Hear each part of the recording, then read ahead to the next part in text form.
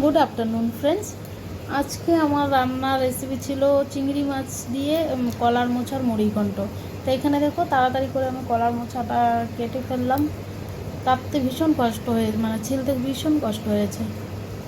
তো কুচিয়ে নিলাম, নেওয়ার পরে আমি এটা বয়েল করতে দিয়ে দিলাম। বয়েল করা হয়ে যাওয়ার পরে ভালো করে ধুয়ে নিলাম। আর এদিকে আমার বর চিংড়ি মাছ সুন্দর করে বেছে নিল। আর মেনুতে ছিল আজকে খাসির মাংস আর কলার মোচর ঘন্ট। আর এদিকে আমি রেসিপিটা রান্না করার জন্য পেঁয়াজ, রসুন, আদা, জিরে, ধনিয়া গোটা এসব দিয়ে আমি পেস্ট করে নিলাম এটা। তারপরে একে একে সম্বারে দিলাম, আলুগুলো ভেজে নিলাম। প্রথমে শুকনো লঙ্কা, তেজপাতা সব কিছু দিয়ে দিলাম, স্বাদ মতো হলুদ, লবণ সব কিছু দিয়ে ভাজা হয়ে গেল। তারপরে আমি মশলাটা দিয়ে দিলাম। মশলাটা দিয়ে কিছুক্ষণ ভেজে তারপর চিনি দিলাম স্বাদ মতো। তো চিনি দেওয়ার পরে স্বাদ মতো অল্প একটু জল দিয়েছি, কাঁচা লঙ্কা চিনি দিয়েছি।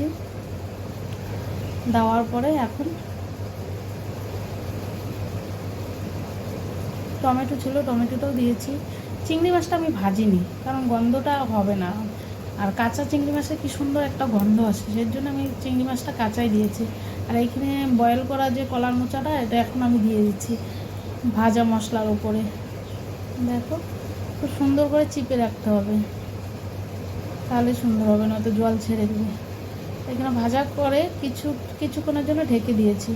ঢাকা খুলে দেখলাম প্রায় কিছুটা হয়েই গেছে। আবার হিলায়ে নাড়াচাড়া দিয়ে আবার ঢেকে রেখেছি। একটু জল দিয়ে নাড়াচাড়া করে আবার কিছুক্ষণের জন্য ঢাকা দিয়ে রেখেছি। হাতগুলো কালো হয়ে গেছে কলার মোচা কেটে। আবার যেই ঢাকা খুললাম দেখলাম প্রায় হয়েই গেল। তো আমি ধনেপাতা ছিল, একটু ধনেপাতা দিয়ে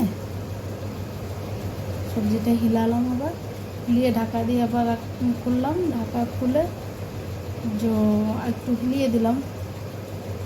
সুন্দর হলো, দেখো ভাজাটা খুব সুন্দর হয়েছে। তো শেষে আরেকটু ধনেপাতা দিয়ে আমি সবজিটা নামিয়ে দিলাম, হয়ে গেল।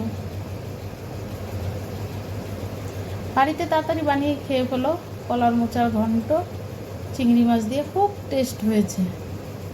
দেখবা খেয়ে, চিংড়ি মাছটা ভাজবা না, যারা ভাজো ভেজে খেও। আর মেনুতে মাংস ছিল, তো আমার কাছে টাইম ছিল না মাংসের ভিডিওটা তোলার। তো মাংসটাও হয়ে গেছে, এইখানে আমরা খাওয়ার জন্য